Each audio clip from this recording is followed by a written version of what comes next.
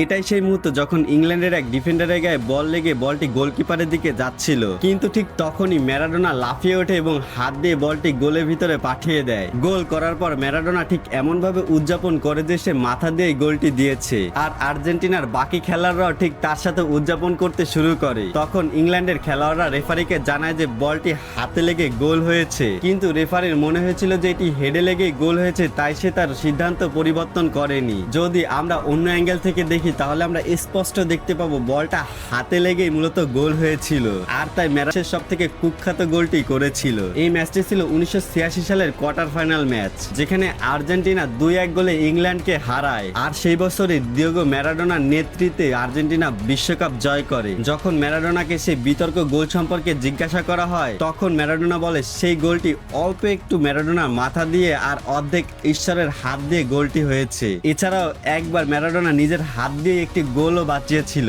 1990 সালে Soviet union আর্জেন্টিনার সাথে একটি কর্নার কিক পায়, যা সোভিয়েত ইউনিয়নের মিডফিল্ডার ওলেগ হেড দিয়ে গোলে পাঠানোর চেষ্টা করেছিল। সেই সময় ম্যারাডোনা নিজের গোল পোস্টের পাশে দাঁড়িয়েছিল এবং নিজের হাত দিয়ে সেই গোলটিকে রক্ষা করে। সোভিয়েত ইউনিয়নের খেলোয়াড়রা রেফারির কাছে সেটা আবদার করে, কিন্তু রেফারি এটাও লক্ষ্য করে না। এভাবেই ম্যারাডোনা নিজের হাত দিয়ে নিশ্চিত একটি গোল বাঁচিয়েছিল এবং একটি গোলও করেছিল।